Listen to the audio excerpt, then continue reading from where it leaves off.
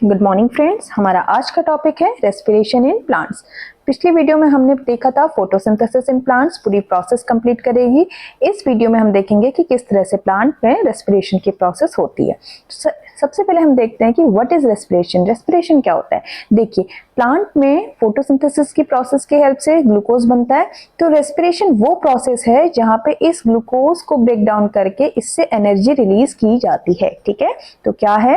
Respiration is the process of breaking down of glucose to release energy. और ये जो energy plant निकालता है ना, ये किसके फॉर्म में स्टोर होती है? Stored in the form of ATP. ATP का फुल फॉर्म एडिनोसिन ट्राइफॉस्फेट। ठीक है, और एटीपी का क्या है?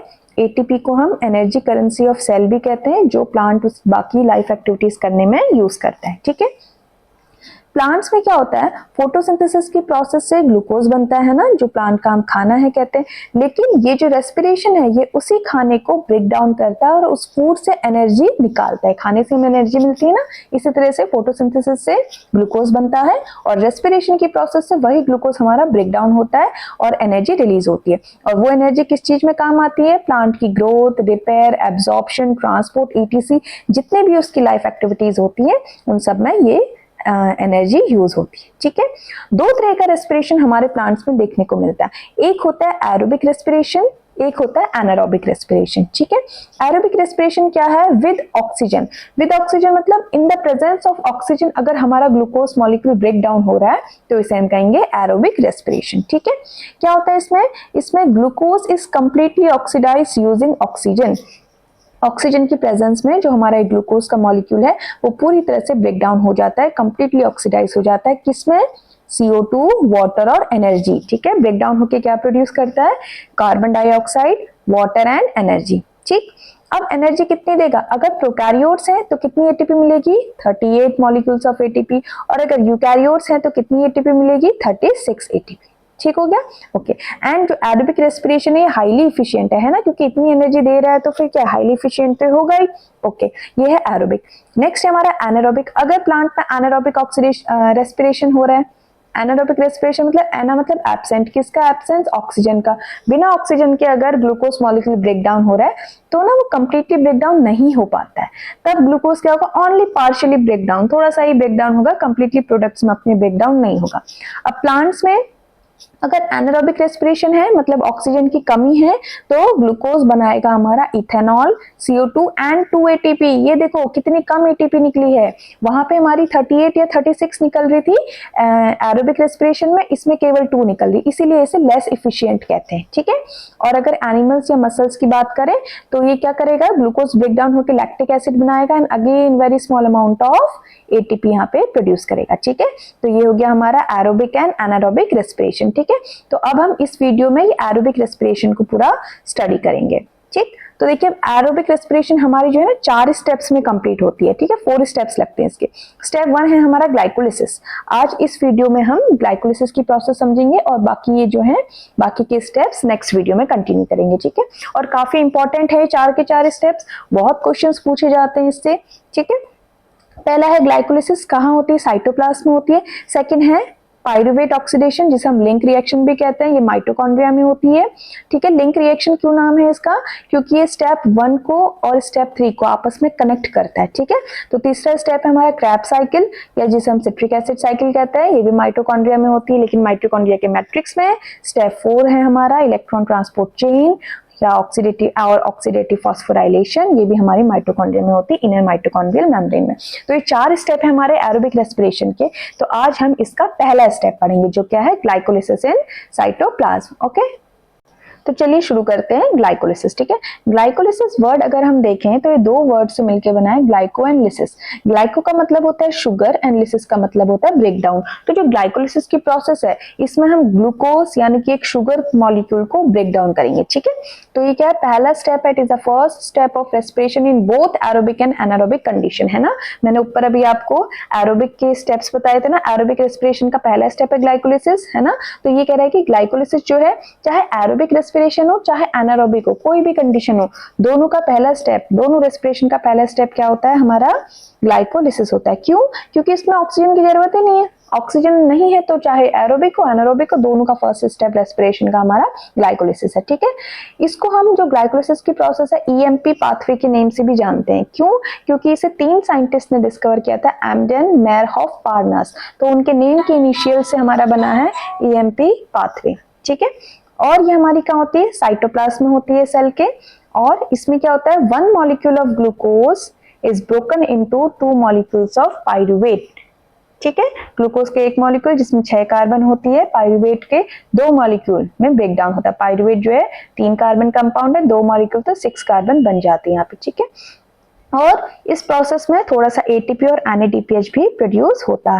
देखिए, अब मैं आपको कोशिश करती हूँ ग्लाइकोलिसिस की प्रोसेस एक्सप्लेन करने की। ठीक है, जो ग्लाइकोलिसिस की प्रोसेस है ना, ये 2 फेज में डिवाइड है। ठीक है, स्टार्टिंग का जो फेज कहलाता है वो कहलाता है एनर्जी इन्वेस्टमेंट फेज। ठीक है, आधे फेज को या स्टार्टिंग के फेज को हम कहते हैं एनर्जी इन्वेस्टमेंट फेज, और जो बाकी जो फेज है बाद में अभी बताऊंगी मैं कहाँ से स्टार्ट होता है, आधे से इस फेज को कहते हैं एनर्जी जनरेटिव फेज। ठीक है, तो स्टार्टिंग का फेज हो गया एनर्जी इन्वेस्टमेंट फेज, मतलब कि कुछ स्टेप्स तक ना हमें एनर्जी प्रोवाइड करनी पड़ेगी। ठीक है, ग्लाइकोलिसिस में स्टार्टिंग के कुछ ऐसे स्टेप्स होते हैं जहाँ पे हम एटीपी की हेल्प से एनर्जी प्रोवाइड करेंगे और फिर बाद में खुद इसमें एनर्जी जनरेट होगी। जैसे बिजनेस होता है ना, बिजनेस में क्या होता है, स्टार्टिंग में हमें अपना पैसा लगाना पड़ता है, फिर बिजनेस धीरे धीरे ग्रो करता है और हमें प्रॉफिट मिलता है। उसी तरह से ग्लाइकोलिसिस की प्रोसेस भी आप समझो। ठीक, तो ग्लाइकोलिसिस में क्या होता है, हमने पढ़ा ग्लाइकोलिसिस का मतलब ये है कि ग्लूकोज का ब्रेकडाउन, लाइसिस मतलब ब्रेकडाउन है ना, तो यानी कि सबसे पहले स्टेप में हमारे पास होगा ग्लूकोज और इसी का ब्रेकडाउन होगा। और किस तरह से ब्रेकडाउन होगा देखते हैं। ठीक, ग्लूकोज मॉलिक्यूल हमने ले लिया, अब ये ब्रेकडाउन होगा और ये हमारा फॉर्म करेगा ग्लूकोज। पहले स्टेप से बनेगा ग्लूकोज से ग्लूकोज 6 फॉस्फेट। क्या बना? ग्लूकोज से बना ग्लूकोज 6 फॉस्फेट। मतलब अभी तो केवल ग्लूकोज मॉलिक्यूल था, लेकिन अब यहाँ पे एक 6 कार्बन पे हमारा फास्फोरस ऐड हो गया। और ये फास्फोरस कहाँ से आया होगा? ये फास्फोरस हमारे पास आएगा कहाँ से? एक ही तो सोर्स है, एडिनोसिन ट्राइफॉस्फेट। 3 फॉस्फेट थे, एक फास्फोरस हमने ले लिया, ग्लूकोज को दे दिया, अब कितने बचे? 2। ठीक है, तो एक एनर्जी यहाँ पे खर्च हो गई। अब कोई एंजाइम भी तो लगा होगा, किसी एंजाइम के प्रेजेंस में हुआ होगा, तो वो एंजाइम है हेक्सोकाइनेज। ठीक है, तो पहला स्टेप है ये ग्लाइकोलिसिस का कि ग्लूकोज से ग्लूकोज 6 फॉस्फेट बना और ये फास्फोरस आया कहां से? एटीपी से आया। ठीक है, ओके, नेक्स्ट स्टेप क्या होगा हमारा? अब ये बनेगा ग्लूकोज 6 फॉस्फेट से हमारा बनेगा फ्रक्टोज 6 फॉस्फेट। अब देखो मैंने एरो कुछ अलग सा बनाया है, ये एरो का मतलब क्या होता है कि ये प्रोसेस, ये स्टेप रिवर्सिबल है, मतलब ग्लूकोज 6 फॉस्फेट से फ्रक्टोज बनेगा तो फ्रक्टोज से वापस ग्लूकोज भी बन सकता है। ठीक है, तो नेक्स्ट में क्या बना हमारा? Fructose 6 phosphate. ग्लूकोज 6 फॉस्फेट से बना हमारा फ्रक्टोज 6 फॉस्फेट। ठीक, यहाँ पे एटीपी की जरूरत है नहीं है क्योंकि फास्फोरस तो यहाँ पे लिया ही नहीं है, लेकिन यहाँ पे एंजाइम की जरूरत है और एंजाइम का नाम है हमारा hexose isomerase. Hexose isomerase enzyme यहाँ पे चाहिए। ठीक हो गया, ओके, यहाँ तक हमें 2 स्टेप इसके समझ में आ गए। अब क्या है? फ्रक्टोज 6 फॉस्फेट से अब क्या बनेगा? फ्रक्टोज 6 फॉस्फेट से अब बनेगी कमाल की चीज, और उस चीज का नाम है फ्रक्टोज 1,6 बिसफॉस्फेट। क्या बनेगा ये? आपको समझ आ रहा है? आपको ऊपर था फ्रक्टोज 6 फॉस्फेट, अब यहाँ पे आ गया 1,6 बिसफॉस्फेट, मतलब एक फास्फोरस और एक्स्ट्रा ऐड हो गई। अब कहाँ से आएगी? हाँ, एटीपी से आएगी। तो इसका मतलब इस प्रोसेस पे भी हमारी एटीपी खर्च हुई है। एटीपी से लेके हमने क्या बनाया? एडीपी। ठीक हो गया, और अगेन यहाँ पे क्या होगा? एक एंजाइम की जरूरत पड़ेगी। कौन सा एंजाइम? किस एंजाइम के प्रेजेंस में होगी ये प्रोसेस? ये प्रोसेस होगी, हमारा जो एंजाइम है उसका नाम है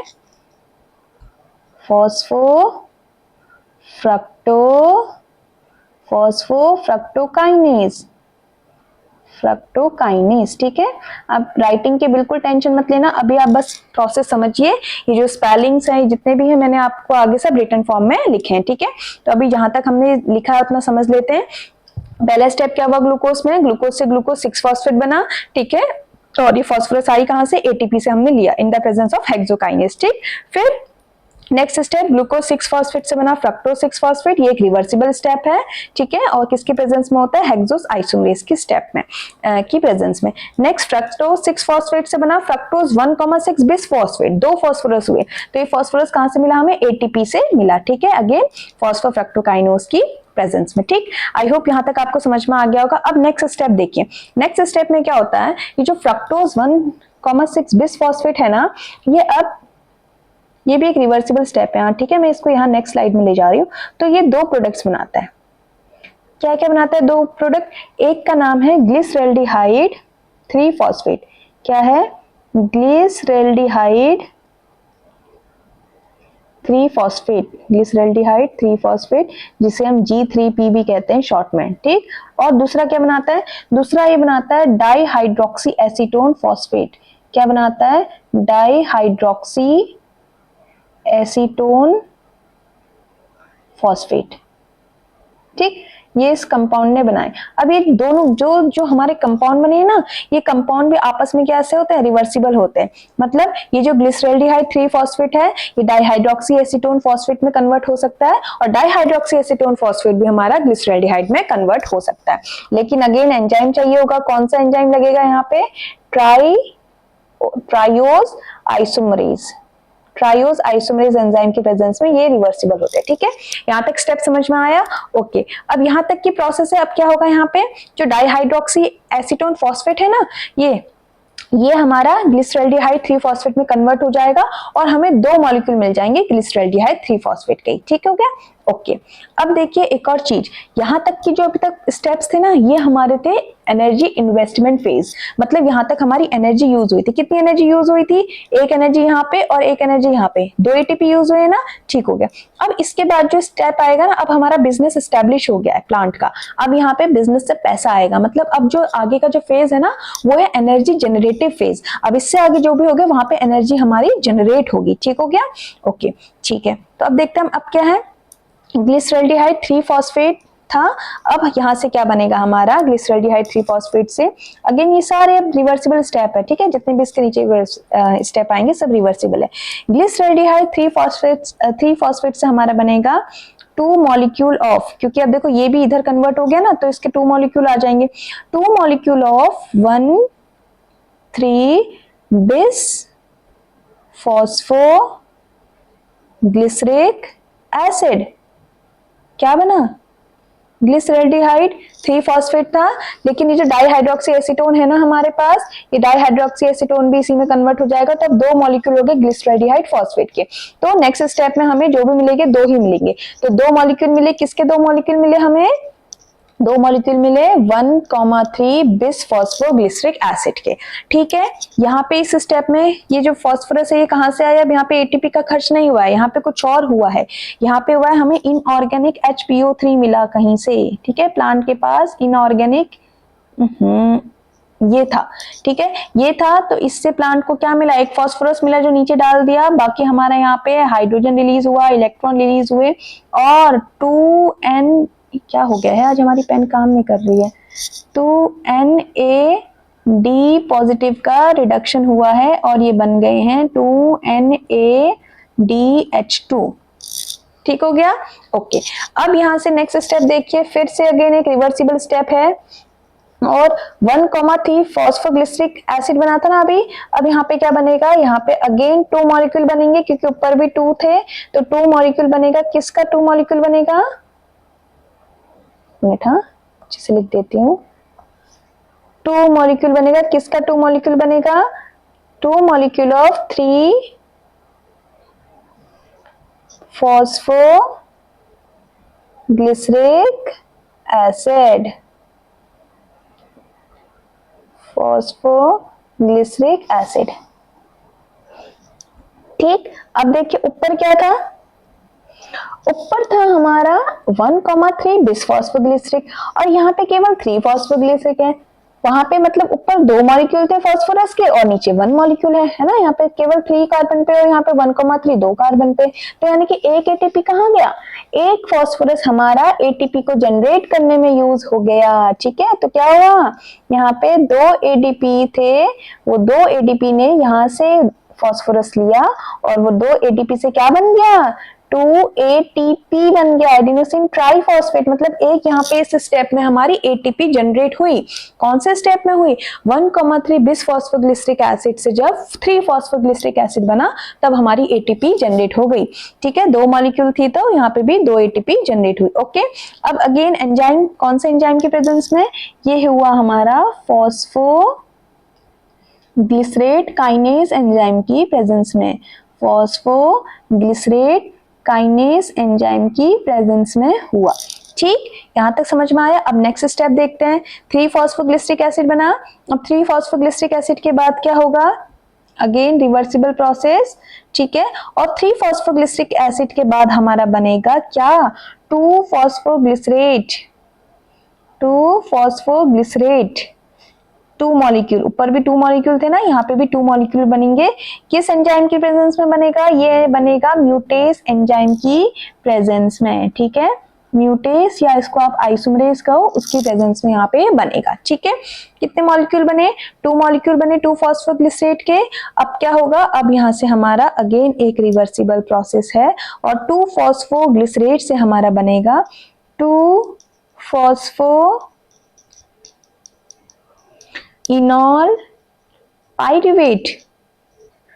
अब यार ये इनॉल पाइरुवेट कहां से बन गया, फॉस्फोग्लिसरेट से, यहां से बना क्योंकि एक एंजाइम आया इनोलेज, इनोलेज की प्रेजेंस में ये बना 2 फॉस्फो इनॉल पाइरुवेट। ठीक हो गया।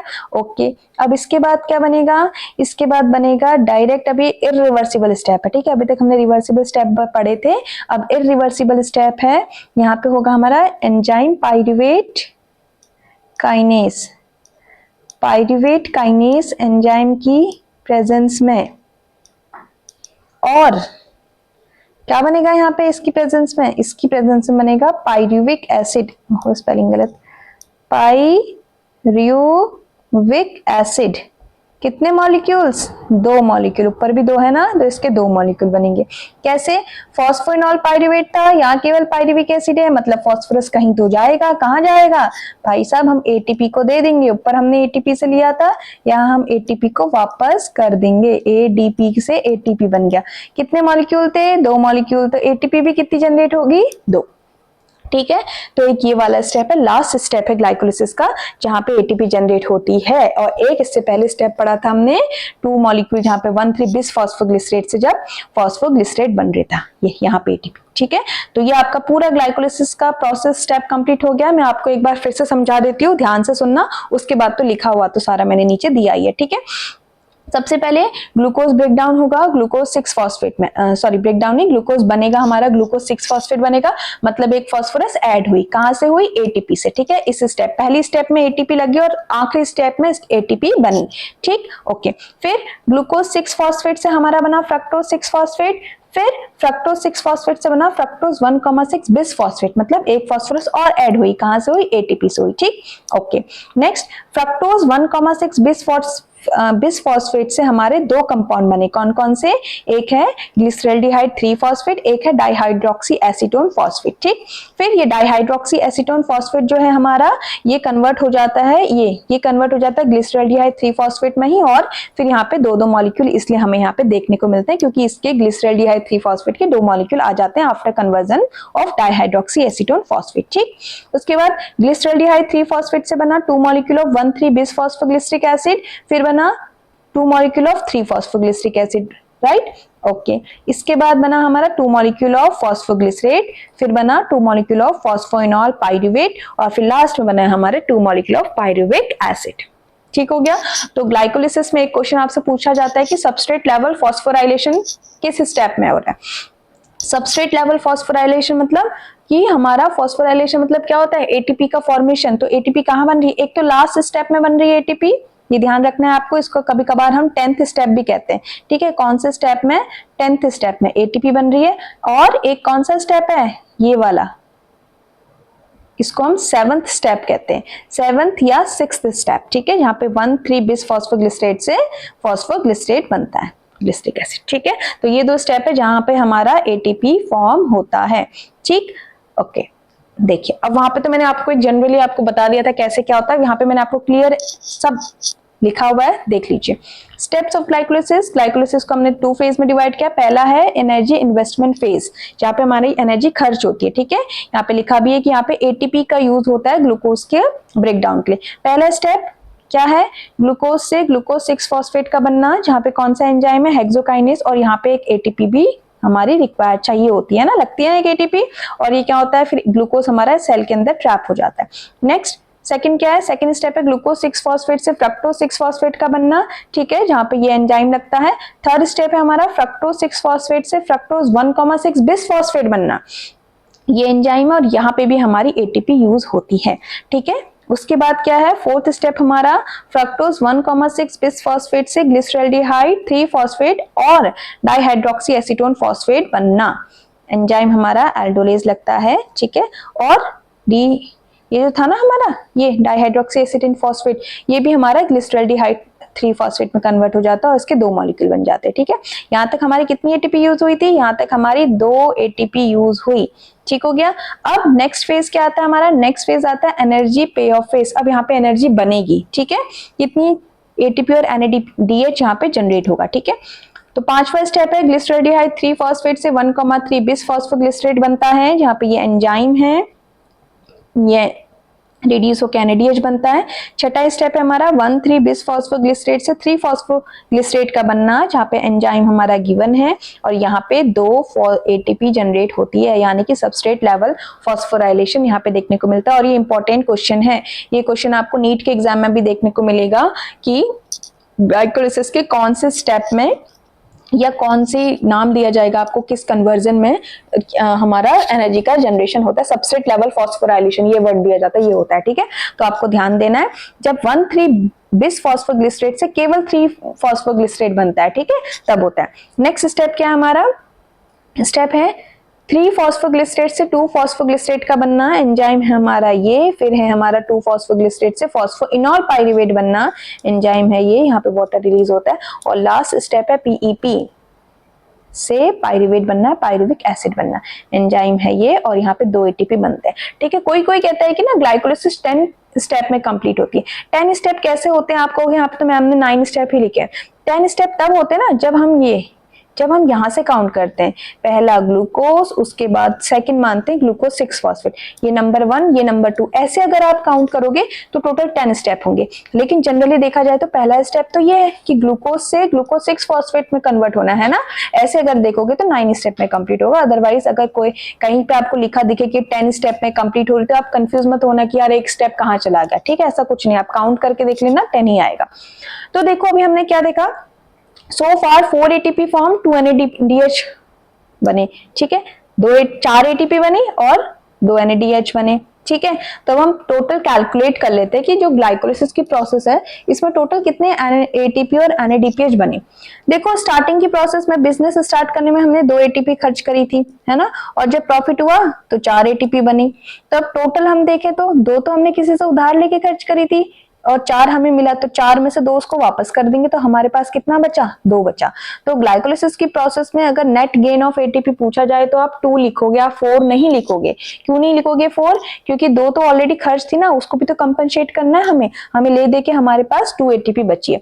और NADH कितने बनते हैं, 2 बनते हैं, और ये NADH कहाँ जाते हैं, एरोबिक रेस्पिरेशन की ETC वाले स्टेप में चले जाते हैं, ठीक है, जहाँ पे 6 एटीपी देंगे। तो अगर आप फाइनली पूछे कि what are the end products of glycolysis, तो क्या थे, 2 pyruvate, 2 NADH and 2 ATP, 2 pyruvic acid, 2 NADH के मॉलिक्यूल एंड 2 ATP हमें टोटल मिली, ठीक हो गया।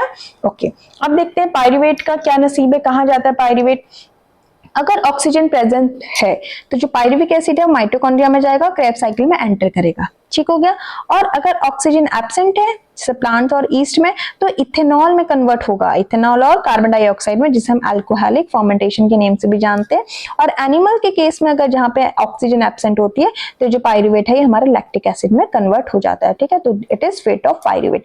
तो ये है हमारा first step of respiration, that is glycolysis complete हो गया है। किस तरह से हमारा ग्लूकोज जो है पाइरुवेट के मॉलिक्यूल्स में एंड अप हो गया। ठीक है, पायरुवेट मॉलिक्यूल कैसे बना दिया। अब इसके बाद क्या होता है, इसके बाद ये जो पायरुविक एसिड है ना, पायरुवेट का मॉलिक्यूल क्रेब्स साइकिल में एंटर करता है लिंक रिएक्शन के थ्रू। तो नेक्स्ट सेकंड स्टेप हमारा जो लिंक रिएक्शन का है एंड जो थर्ड स्टेप है क्रेब्स साइकिल, वो हम नेक्स्ट वीडियो में पढ़ेंगे। आई होप आपको इस वीडियो में सब समझ आया होगा। अगर कोई कंफ्यूजन है तो आप कमेंट सेक्शन में जरूर लिख के बता सकते हैं। Thank you.